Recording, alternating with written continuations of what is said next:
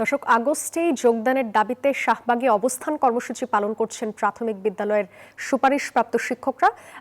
এই বিষয়ে বিস্তারিত জানাতে যুক্ত হচ্ছেন আমাদের সহকর্মী আল মোহাইমিনুল খান। আমরা যাব তার কাছে। মোহাইমিন, শিক্ষকদের কর্মসূচির এখন কি অবস্থা দেখতে পাচ্ছেন আর তাদের দাবিগুলো আসলে কি কি জানাবেন?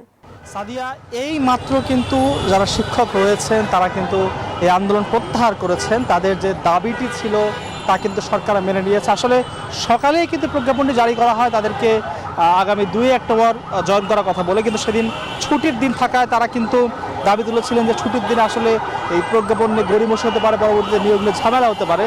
তাই তারা আবারও দাবি জানিয়ে শাহবাগ অবরোধ করে প্রথম দিকে, এবং তারপর কিন্তু এক পাশে সরে এসে এই জাদুঘরের সামনে অবস্থান কর্মসূচি গ্রহণ করে। এবং সেখানেই কিন্তু কিছুক্ষণ আগেই সরকার দ্রুত গতিতে একটি প্রজ্ঞাপন জারি করে, যে প্রজ্ঞাপনে বলা হয় আগামী 4 তারিখে তারা যোগ দিতে যাচ্ছে, তাদের পদায়ন হচ্ছে।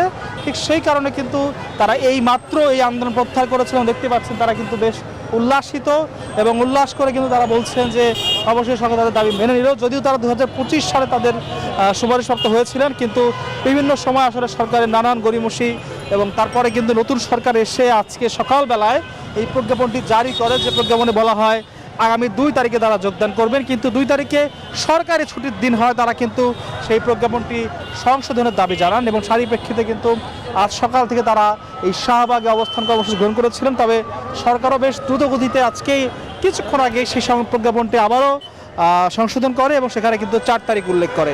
সেই 4 তারিখ উল্লেখ করার সাথে সাথে কিন্তু জাস্ট 2:05 তারা কিন্তু সেই আন্দোলন প্রত্যাহার করে এবং এরপরে কিন্তু বিজয় উল্লাস করে তারা এখান থেকে বের হয়ে যায়। এবং যাওয়ার আগে এই জায়গায় তারা অবস্থান করার কারণে যেসব ময়লা আবর্জনা পড়েছিল সেই ময়লা আবর্জনাগুলো কিন্তু তারা পরিষ্কার পরিচ্ছন্ন করে। এবং দেখতে পাচ্ছেন এখনও তারা শাহবাগে আছেন, তবে শাহবাগে তারা অবস্থান করছেন না, তারা বিজয় উল্লাস করছেন। তো শাহবাগ থেকে সাদিয়া, এই ছিল এখন পর্যন্ত আমার কাছে সর্বশেষ তথ্য। মোহাইমিন, ধন্যবাদ আপনাকে।